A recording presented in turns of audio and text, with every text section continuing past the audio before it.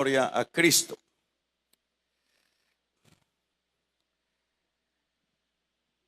Sumisión a la voluntad divina. Vamos a hablar en esa idea. Sumisión a la voluntad divina. Bueno, siempre por lo general, la vida que cada uno de nosotros tiene o Dios nos ha dado, siempre tenemos que enfrentarnos a diversas circunstancias dentro del correr de la misma. Por ejemplo, la vida tiene un sinnúmero de facetas. Tiene, por ejemplo, facetas difíciles dentro de lo que es la familia. En la vida nos encontramos con facetas de bendición familiar o de situaciones deplorables dentro de esa área. En la vida nos encontramos con alegrías, con tristezas. También nos encontramos con proyecciones futuras. Es un hecho que estamos de alguna manera proyectándonos hacia adelante.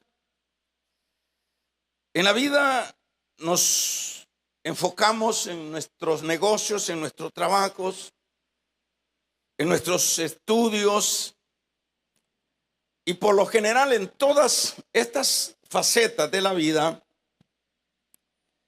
siempre, hermanos, vamos a tener altos y bajos. Siempre nos vamos a ver en momentos bastante estrechos, bastante difíciles, porque la vida nunca es plana. La vida pues es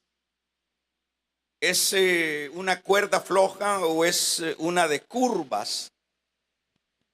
Y eso es una cosa que cada uno de nosotros las comprendemos, las entendemos, porque como el mismo Job dijo, que habló de esto, dijo: el hombre nacido de mujer, corto de día y harto de sinsabores. Expresó pues una verdad. La vida así es. En este caso, por ejemplo, en las buenas situaciones que nos aparecen y en las malas que también están ahí aparejadas, por ejemplo, es siempre importante que en cualquiera de ellas uno tiene que tomar decisiones, porque de lo contrario también es imposible pues que como seres pensantes, como seres humanos, también no actuemos en las fases de proyecciones buenas o en las fases de situaciones difíciles. Siempre es necesario tomar decisiones, sean decisiones, por ejemplo, los muchachos cuando se van a casar tienen que tomar una decisión, sí o no. Cuando van a proyectarse en una carrera, cuando van a hacer cualquier actividad, siempre se requiere tomar decisiones. Por ejemplo, en las dificultades uno, por ejemplo, si es el caso de lo económico, lo que nosotros vemos siempre en la mayor cantidad es siempre acciones, unas muy desfasadas y otras de alguna manera que tienen algún sentido. Por ejemplo, el caso de la economía, de lo económico. Hay personas que están angustiadas en el campo de la economía, pues tienen que tomar una decisión, qué hacer, emigrar o cualquier cosa. Siempre ahí estarán las actitudes o decisiones que cada persona, cada individuo tiene que tomar. Yo digo todo esto porque en este salmo lo que se ve en su trasfondo es prácticamente la expresión de un hombre que en primer lugar está pasando una situación bastante difícil. Me refiero pues a David. David es el que está acá hablando en este salmo, y lo que está expresando en él es una oración a Dios, y es una oración con ruego, y le dice a Dios que le responda por su verdad, por su justicia. Le dice que en términos así generales, lo que le expresa en esta oración es su angustia por causa de sus enemigos, porque allí habla de que sus enemigos lo tienen rodeado, que sus enemigos lo tienen prácticamente dentro de una fase difícil. Y en estas situaciones en las que se encuentra David, bueno, él tiene que tomar una decisión. ¿Cuáles son las decisiones que se tienen que tomar? Pueden ser decisiones acertadas o se pueden tomar decisiones no acertadas. Pero lo que podemos ver acá es que dentro de esta situación que se manifiesta en este salmo, situación bastante incómoda para el salmista, hay algo importante que él expresa y lo hace en el versículo número 10. En el versículo número 10 es donde tenemos acá la clave, y es cuando él dice: enséñame a hacer tu voluntad, porque tú eres mi Dios.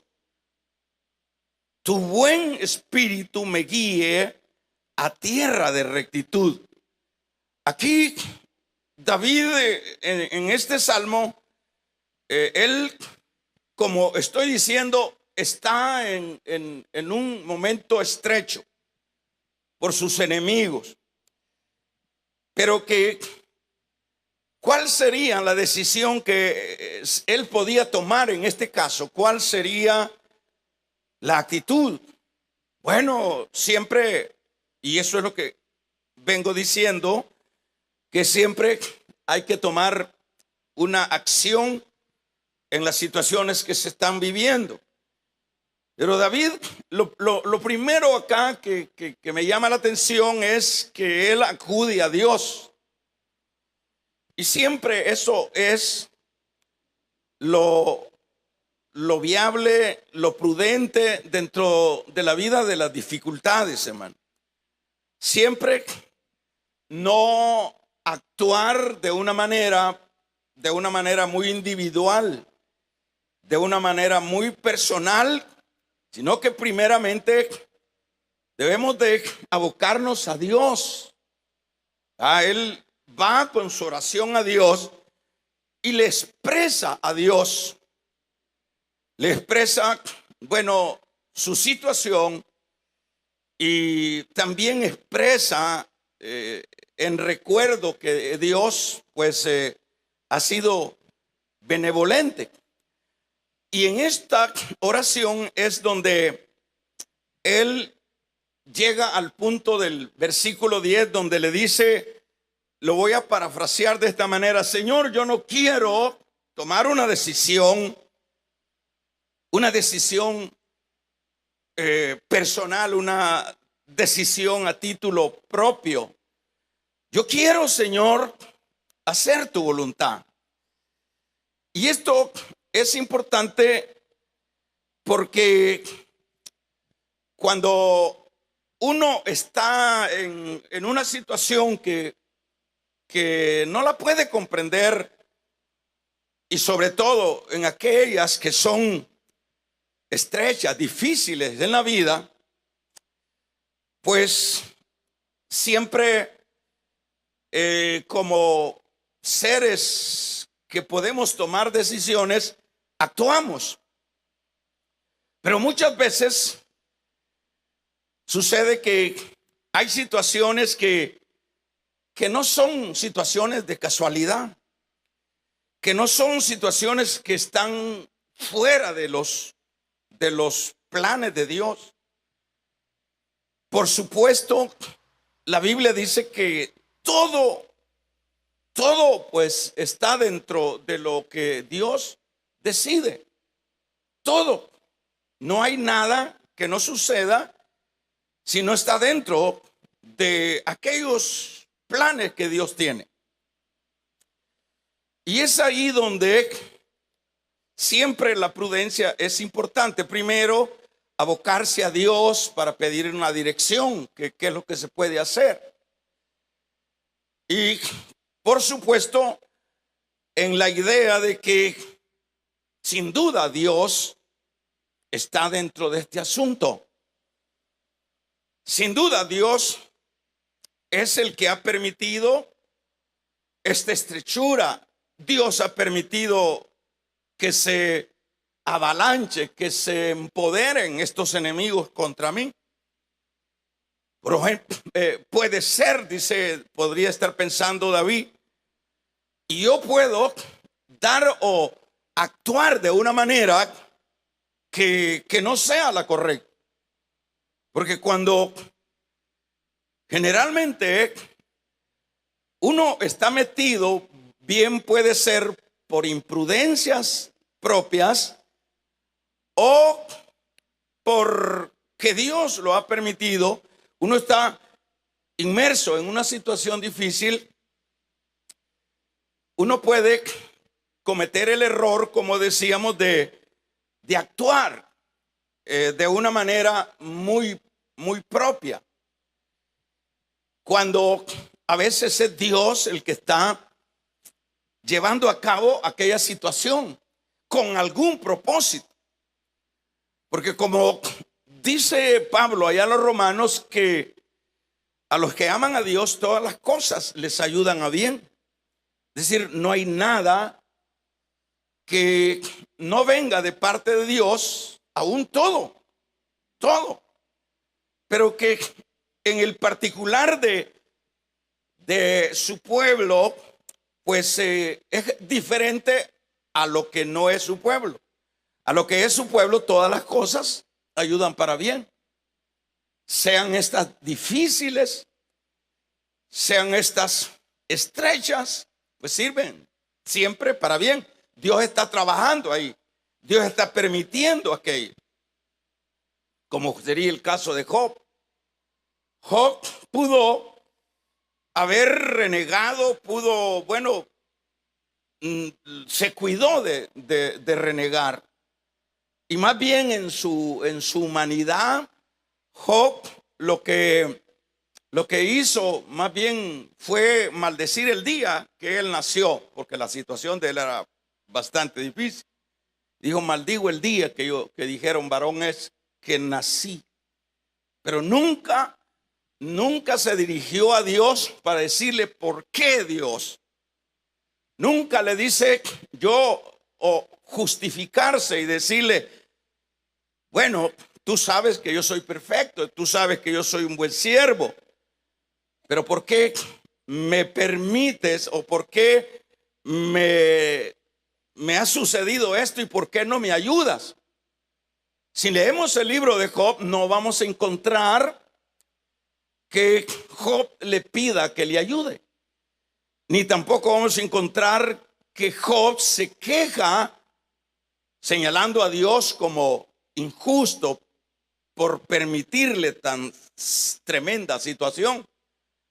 Más bien, Job se mantiene muy discreto en salirse de lo que es esta situación, de no cometer errores o tomar decisiones.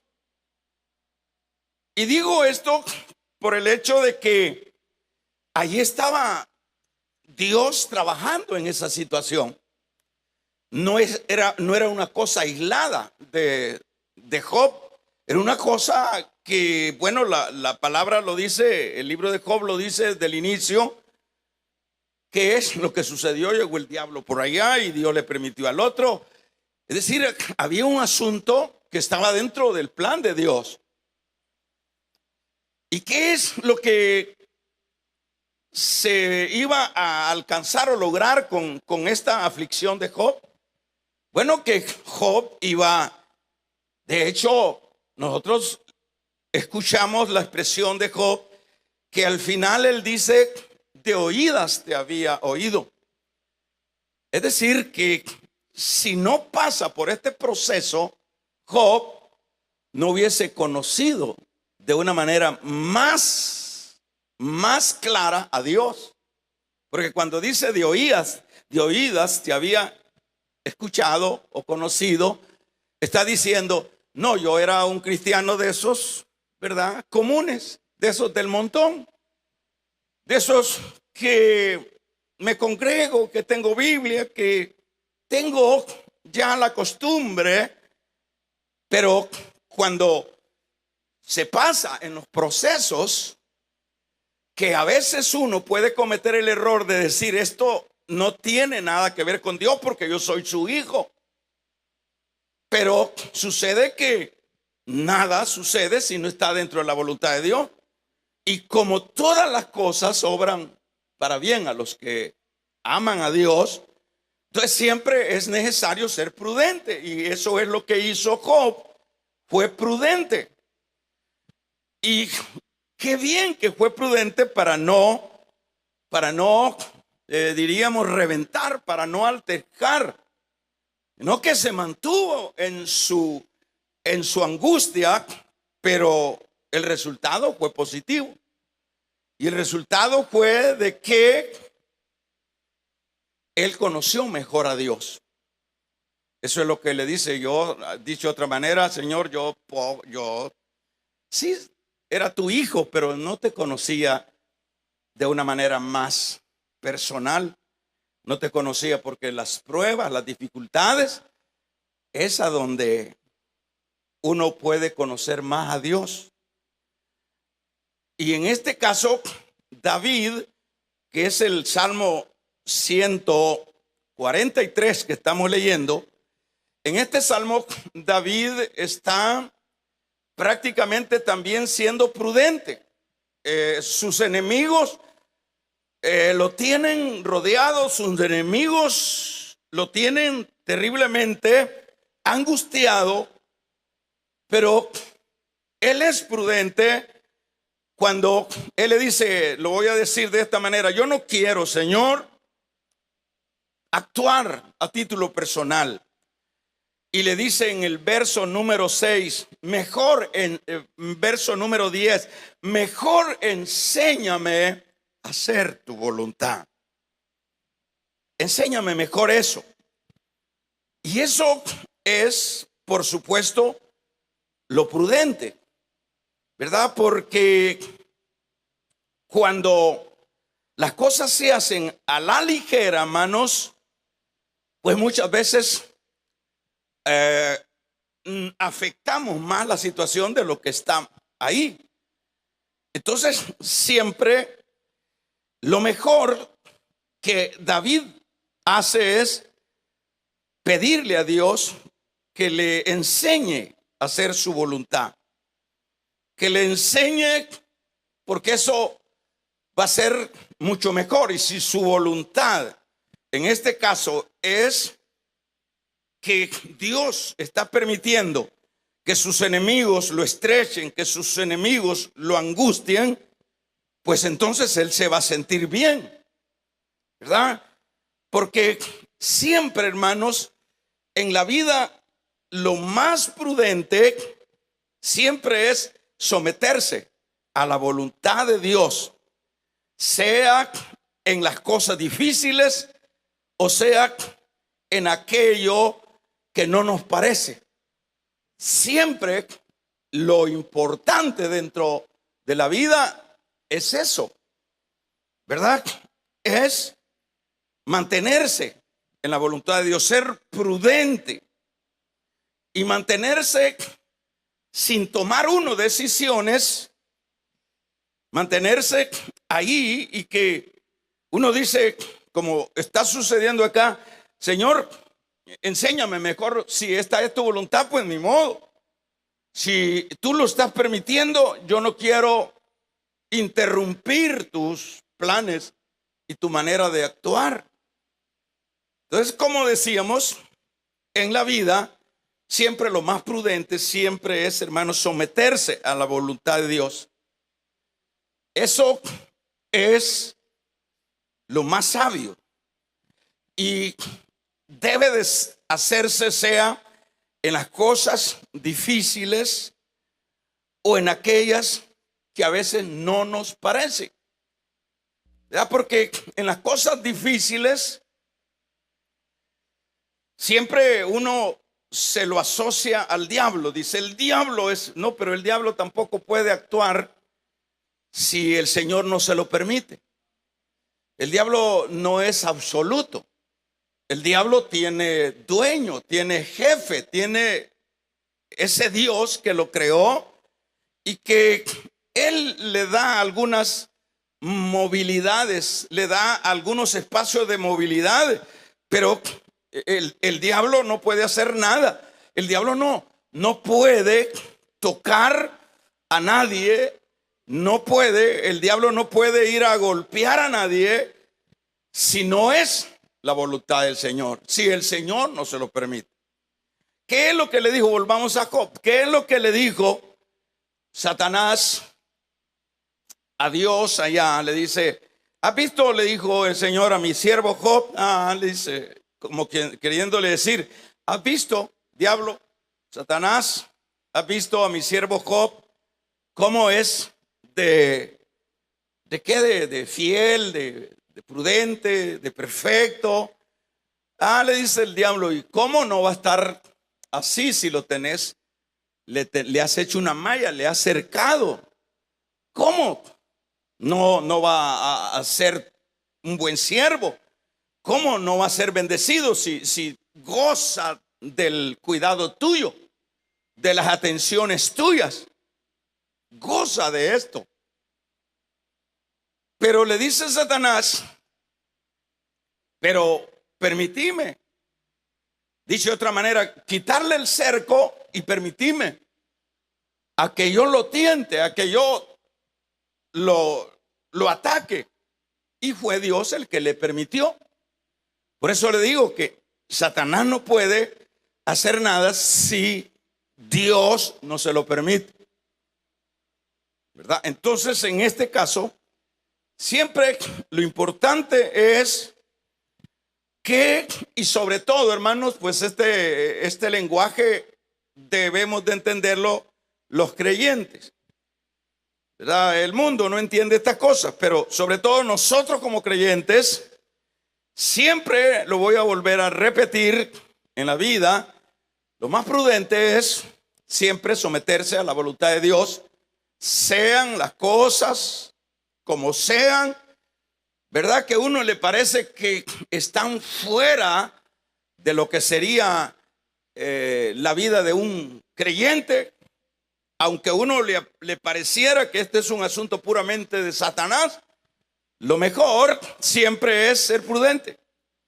Y aunque sean las situaciones difíciles o no difíciles, lo bueno y lo sabio siempre es mantenerse en la voluntad de Dios. Por eso, cosas que uno no entiende, como David acá no lo entendía, le dice, enséñame a hacer tu voluntad, porque tú eres mi Dios. Fíjese qué interesante. Le dice, enséñame a hacer tu voluntad porque yo, o dicho de otra manera, porque vos sos mi dueño. Yo no soy independiente. Eso es lo que le dice, porque tú eres mi Dios. Entonces yo, como tú eres mi Dios, yo no puedo hacer lo que yo creo que es lo que debo de hacer. Entonces, enséñame a hacer tu voluntad porque tú eres mi Dios. Se lo explico de esta manera.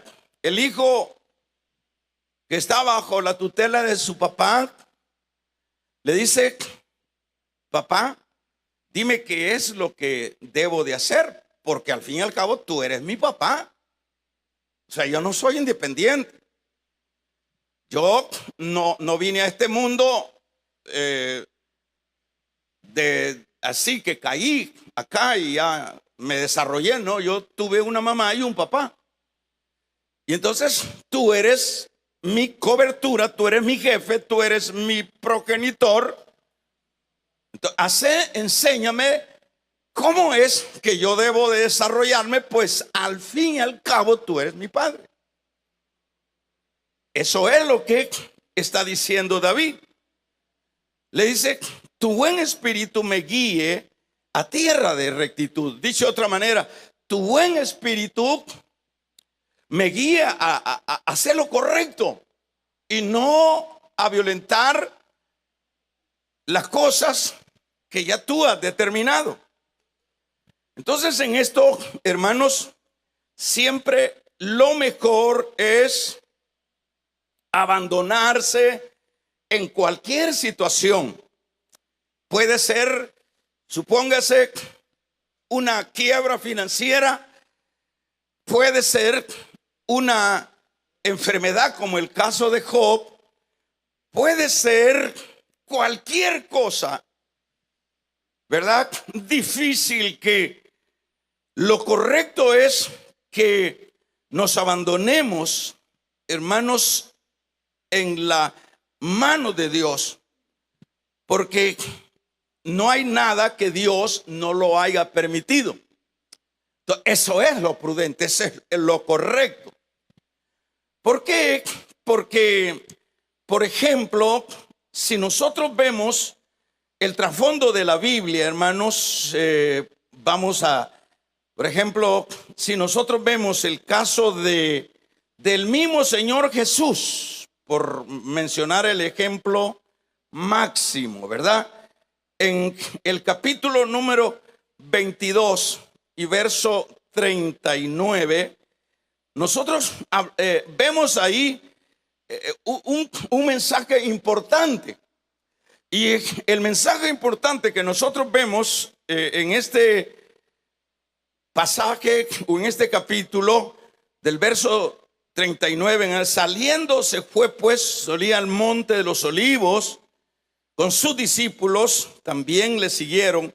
Y cuando llegó a aquel lugar, le dijo, orad, que no entréis en tentación. Y él se apartó de ellos a distancia como de un tiro de piedra, y puesto de rodillas oró, diciendo, Padre, si quieres, pasa de mí esta copa. Pero ¿qué más dice ahí? Pero no se haga mi voluntad, sino la tuya. Aquí nosotros vemos, porque a veces, hermano, uno puede cometer errores por ignorancia o por soberbio. Son dos actitudes, soberbia o ignorancia. Me refiero, pues, a veces uno hace lo que uno le parece que es lo correcto, a veces es por soberbia y a veces es por ignorancia. Porque una de las mayores carencias de la vida humana son esas dos áreas, la soberbia y la ignorancia. Esas son dos enemigos terribles que están dentro de la vida del ser humano. Entonces, en este caso, digo esto porque cuando nosotros no estudiamos la Biblia, somos ignorantes de los conceptos que en ella encontramos. Por ejemplo, aquí estamos hablando, no estamos hablando de un ser humano común, corriente, sino estamos hablando de el ser humano divino, el ser humano que era Dios, 100% Dios, el ser humano que pudo haber dicho: yo hago lo que quiero. El ser humano que pudo haber dicho: ¿acaso yo no tengo atributos y tengo asignaciones de poder para librarme de esta situación? Porque ¿cuál era la situación que iba a enfrentar el Señor? La muerte. Pero qué galán que la muerte bastante común, como pudiera ser la muerte que se le daba, las ejecuciones que se le daban a los romanos. Los romanos tenían el privilegio que no los crucificaban.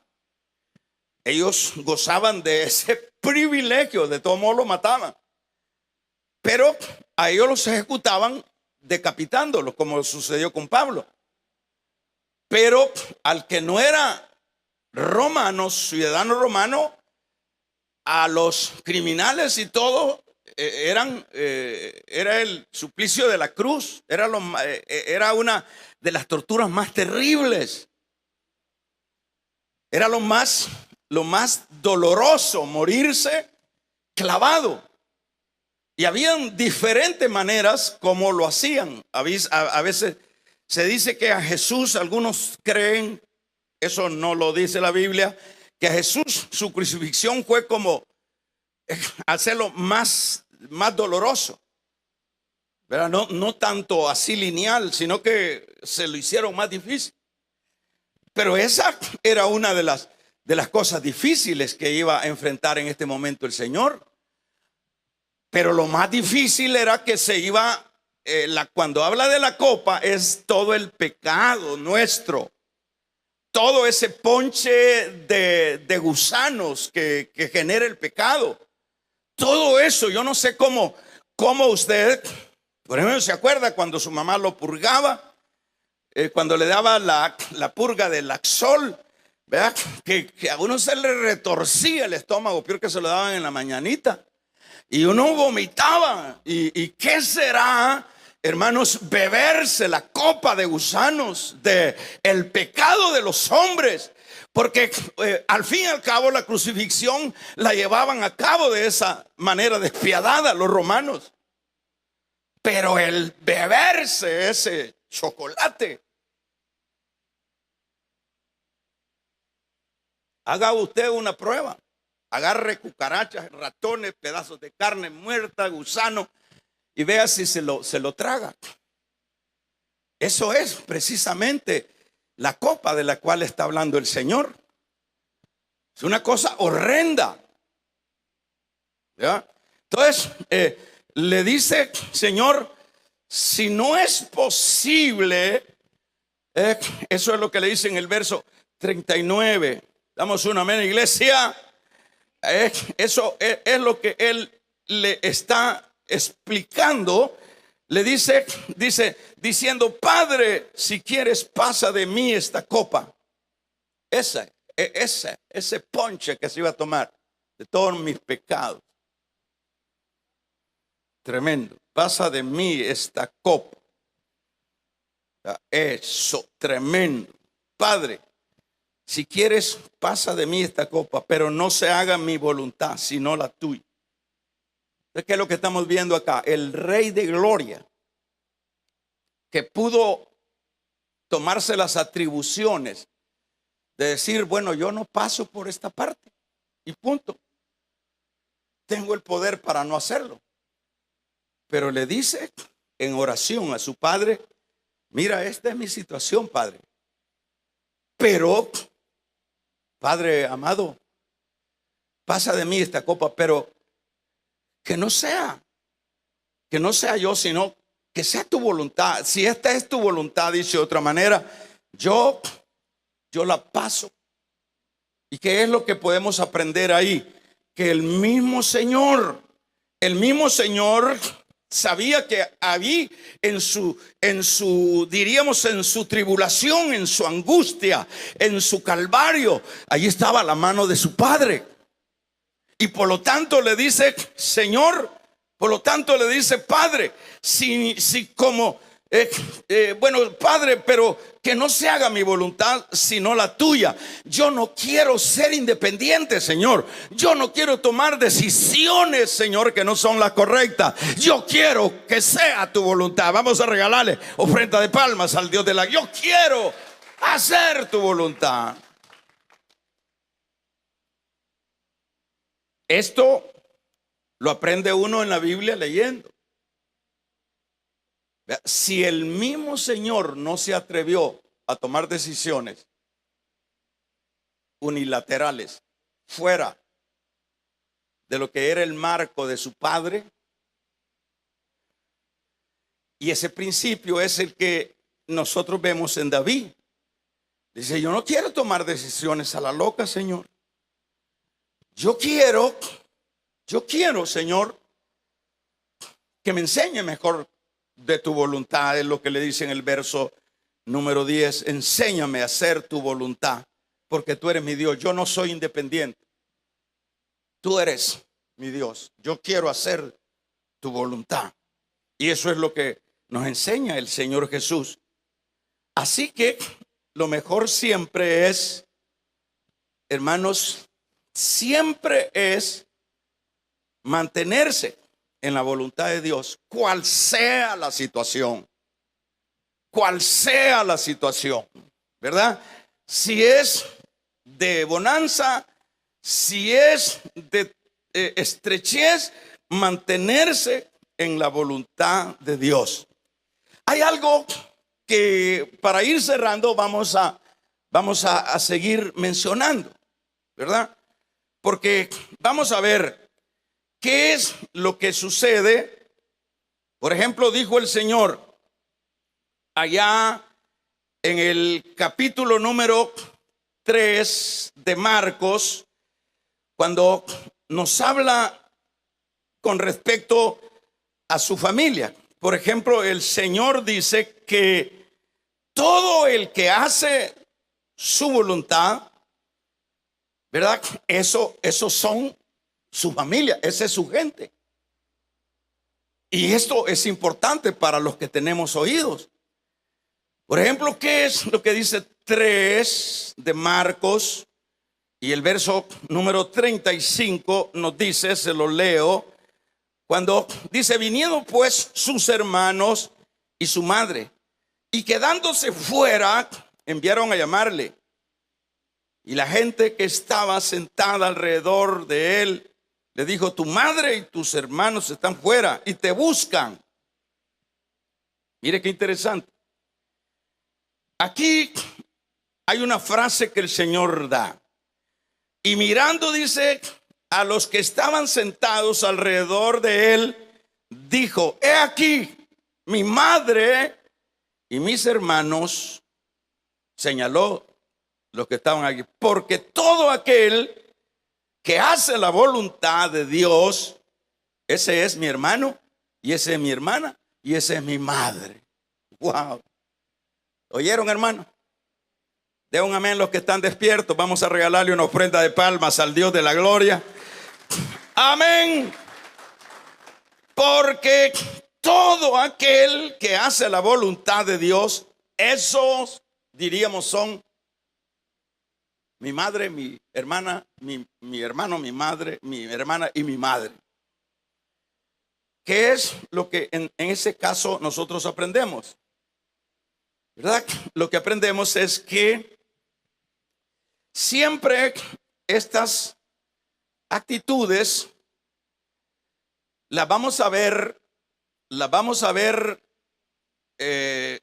reflejadas en personas que están dentro del plan del Señor.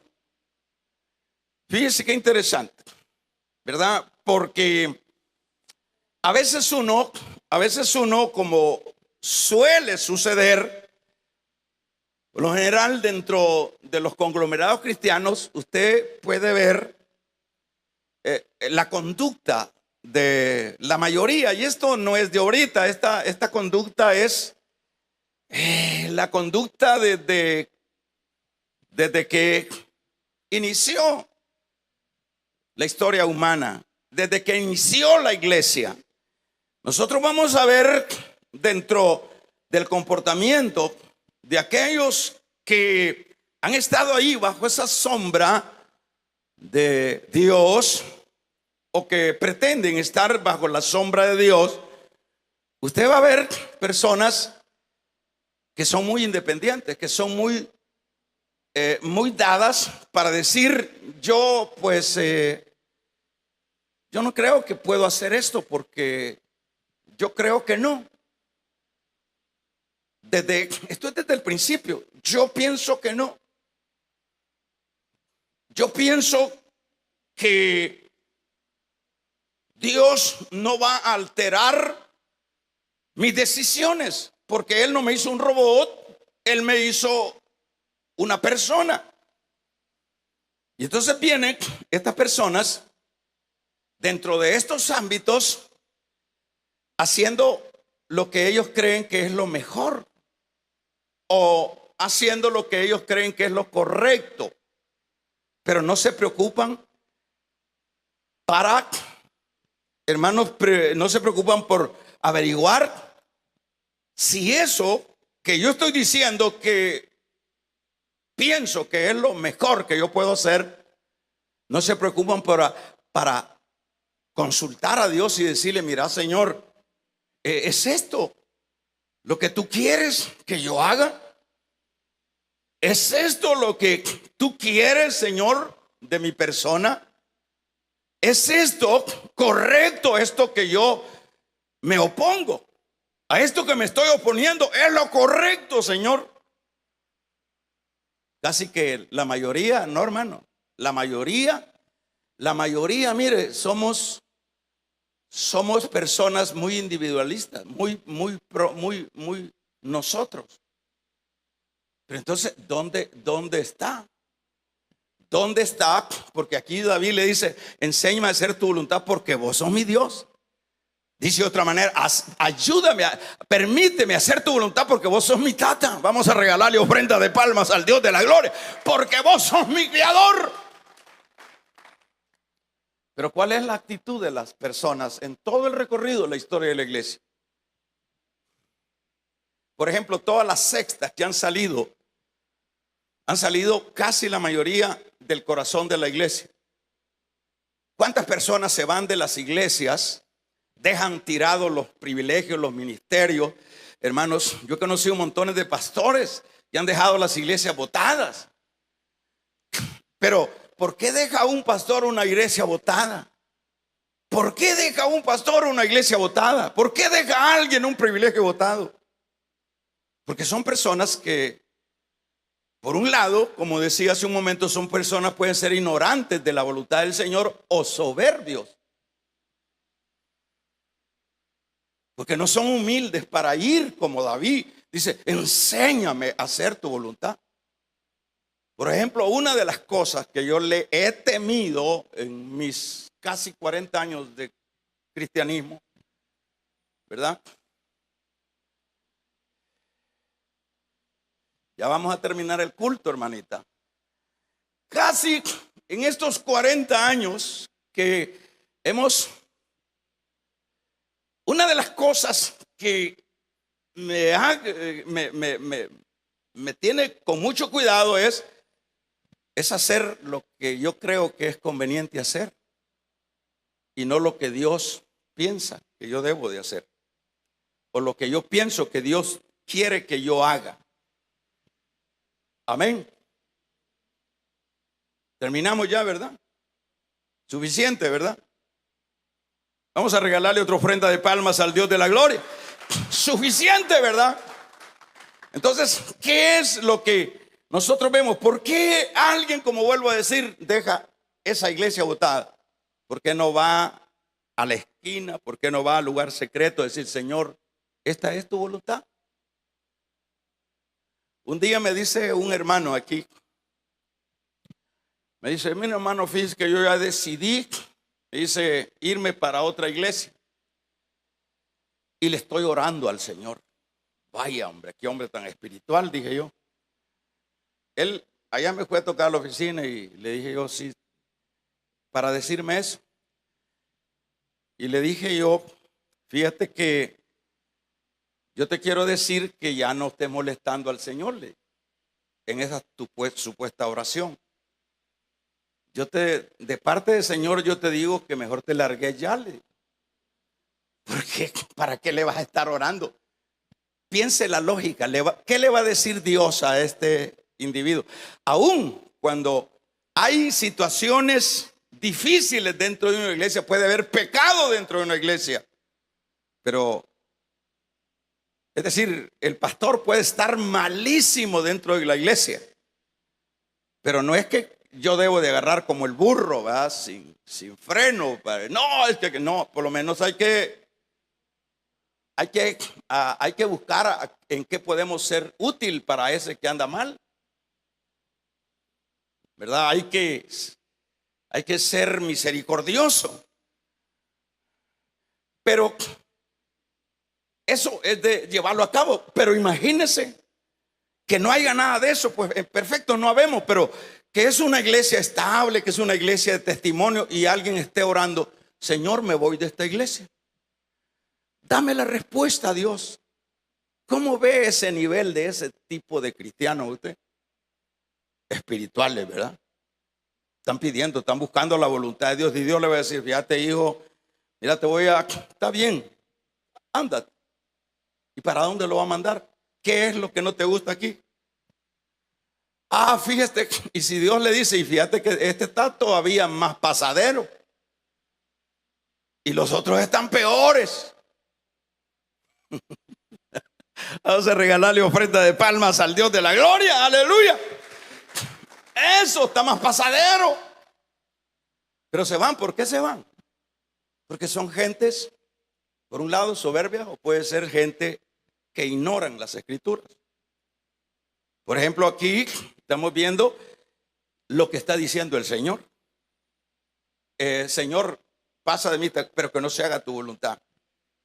Entonces, ¿por qué la gente actúa así? Bueno, por eso, esas dos razones. Y el Señor dijo, ¿quién es mi madre? ¿Quién es mi hermano? ¿Y quiénes son mis hermanos, mis hermanas y mi madre? Son los que hacen la voluntad del Señor. Tremendo. Por ejemplo, hay creyentes que no están dispuestos a vivir y someterse a la voluntad de Dios. Hay creyentes, porque de todo hay, como dice aquel dicho, en la viña del Señor. Hasta los diputados, todo mundo, dice, de todo hay en la viña del Señor. Y es cierto, de todo hay en la viña del Señor. Pero vamos a ver. Fíjese que no crea usted de que aquí define el Señor. ¿Quién es mi madre? ¿Quiénes son mis hermanos? ¿Y quiénes son mis hermanas? Son los que hacen la voluntad de Dios. Dice de otra manera, la gente que va destacando en no dar un paso si no hay una previa consulta a lo que dice Dios. Entonces hay personas, como decíamos, que están dentro de esos que sus decisiones pues son muy unilaterales, son muy personales y no están dispuestos a vivir y someterse, ¿verdad?, a la voluntad de Dios. Le voy a decir esto con lo cual voy finalizando. Sucede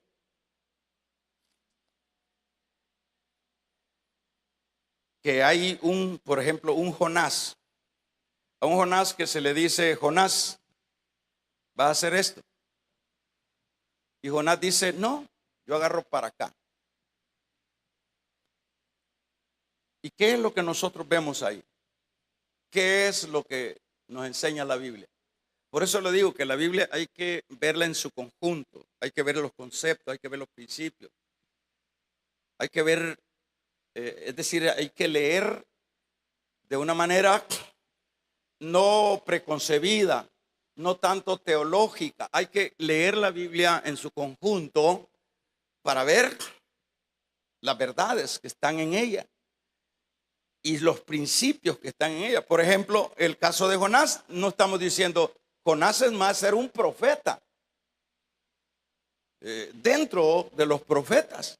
Y cuando se dice los profetas menores, no era que era chiquito, no era que era menos que Elías, no, era profeta. Se dice profetas menores en el orden de libros, pero no de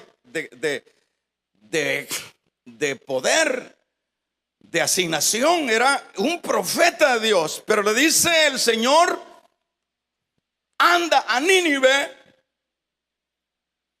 Y dice el hermano Jonás, agarra, compra un pasaje y se va a Jope y dice: yo no me someto a la voluntad de Dios.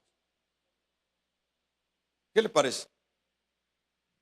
Yo soy quien soy. Y yo pienso, bueno, yo soy profeta. Sí, tú eres profeta, hermano. Pero la cosa es que estás adentro. La cosa es que ya sos de los de adentro. Por lo tanto, estás cometiendo un error. ¿Cuál es el error que estás cometiendo? Estás incumpliendo la voluntad mía. Y ahí lo que nosotros vemos es que agarra el hermano Jonás, agarra el pasaje, se mete al barco y se va todo lo contrario de donde Dios le había dicho. Es como que le dice: tú vas aquí para el lado de Oriente, allá al puerto de la Unión, y él agarra para el puerto Barrio, ya de Guatemala. Tranquilo, ¿verdad? Hermano, sin duda ya habían WhatsApp, ya habían redes sociales, e iba chateando, iba tirando mensajes y iba diciéndole quizás a la familia: mira, por aquí voy, viera qué bonito el panorama. La cosa es que empezó una cosa bien fea, hermanos. Damos una amén, vamos a regalarle ofrenda de palmas al Dios de la gloria. La cosa es que empezó algo que no se lo esperaba Jonás. Y mala suerte para esos tripulantes en ese barco, porque a veces cuando se mete un creyente rebelde en una fábrica, en un lugar, eso llevan problemas a ese lugar, a los impíos mismos. Porque eso fue lo que le pasó a estos impíos de la tripulación del barco donde se montó Jonás. Si esos se hubieran dado cuenta que ese hermanito les iba a causar un problema, no lo dejan. No lo dejan abordar. Si el jefe de esa fábrica sabe que le va a dar problema, por eso es que ahora es mejor decir soy impío cuando uno va a buscar trabajo, porque ya, como dicen, ya están luciados. Pues como yo he dicho esa frase, ¿verdad? El venado luciado ya no es fácil que lo vuelvan a pescar, porque ya le tiraron un tiro y no le pegaron, y ya no se deja pegar otro tiro. Entonces mejor andar en las fábricas a uno poniendo currículos. No ponga que es cristiano, diga soy impíazo. Vamos a regalarle ofrenda de palmas al Dios de la gloria. Porque no le van a dar entrada. Jonás, boquita callada, se metió y empezó a hablar con la familia. No, yo estoy inventando, hermano. No habían esas comunicaciones que hay ahora. Pero empieza aquel gran huracán, aquella gran situación, aquella gran tempestad. Y él sabía, si uno sabe cuando está cayendo la tempestad, uno ya sabe. Jonás sabía, por eso ni se mosqueaba. Mejor se fue a meter por allá. Dije, yo pensé que se le había olvidado. Yo pensé que la podía pasar de largo. A tal grado que le dijeron los hombres ahí, los tripulantes, y despiértate, dormilón. Dormido estaba el tipo. Despiértate, dormilón. Y le dijeron, ¿de dónde sos vos? O sea, les trajo curiosidad. Le dijo, porque pues sí, el barco se estaba hundiendo y aquel tipo dormido. Les causó curiosidad. ¿Y vos de dónde sos? ¿Sos marciano? ¿De dónde sos? No, le digo, soy israelita. Ah, como ya Israel ya era muy conocido. Y temo a Jehová. Temo a Jehová. Usted viera cómo le temo a Dios. Vamos a regalarle ofrenda de palmas al Dios de la gloria. Temo a Jehová. Y él estaba consciente que le había caído la tormenta, la cual ya era inevitable, a menos que él cediera. ¿Y qué es lo que hace? Él le dice, mire, aquí hay una solución. El culpable soy yo. Uno a veces sabe. Uno sabe que anda mal, que está en desobediencia. Pero hermano, eso no se aplica a mí. Ojalá. ¿Ya? Porque no se trata, pero la Biblia nos da informes, nos da historia, nos da caso para que nosotros reflexionemos en ello. ¿Y qué es lo que sucede? Es un profeta que está dentro, pero que no está dispuesto a hacer la voluntad de Dios, sino la de él propio. Pero vea las consecuencias. A tal grado que él dice, si quieren que esto cambie, lo único que tienen que hacer, fíjese cómo es la rebeldía. Mire, cuando uno anda en rebeldía, hermanos, uno tiene toda la razón. Y el que tiene toda la culpa es el otro. Entonces, cuando anda, ¿qué es lo que tenía que hacer Jonás? Caer de rodillas, humilde. Señores, yo soy que ando en desobediencia con Dios. Voy a orar a mi Dios para que calme. No, nada de eso. ¿Qué es lo que le dice? Mejor agárrenme y tírenme y ahí se les va a apaciguar la tormenta. Nada de bajar la guardia. Es que habemos unos rebeldes. Vamos a regalarle ofrenda de palmas al Dios de la gloria. Es que habemos unos difíciles. Que lo más fácil uno bajarse, humillarse. Pero ¿qué es lo que pasa? Siempre en contra de la voluntad de Dios. Y a Dios no le vamos a ganar. Cuando somos de Él, no le vamos a ganar. ¿Qué es lo que pasa? Viene el Señor, va un gran pez por ahí. Él le dice, volteó a ver el pez. Esos animales que no tienen razonamiento, bien entienden a Dios, quizá. No sé. Pero el pez obedeció y le dijo, mira, allá va aquel, mira, allá va un hermanito. Allá va, iba pataleando aquel, ¿verdad? Para ver si vivía otros minutitos más. Tragátelo y me lo vas a tirar allá para el lado de la Unión. Hizo el cambio, hizo las coordenadas, el gran pez y agarra. ¿Y qué es lo que dice Jonás allá dentro del pez? Él se sintió que estaba en el Hades, y en el Hades, ahí sí le dio ganas de orar. Ahí sí se puso en comunión con Dios. ¿Por qué hay que pasar tormentas? Por uno no, mire, Dios es un gran padre, pero no es un padre alcahuete. Dios es un gran padre, se lo digo de nuevo, es un gran padre, pero no es un padre alcahuete. Vamos a regalarle ofrenda de palmas al Dios de la gloria. Dios es un gran padre, pero tampoco nos va a permitir que nosotros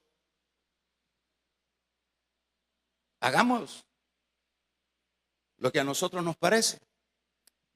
Aparecerán las tormentas, aparecerán los grandes peces, y a veces uno tiene valor de decir, ¿y por qué será esto?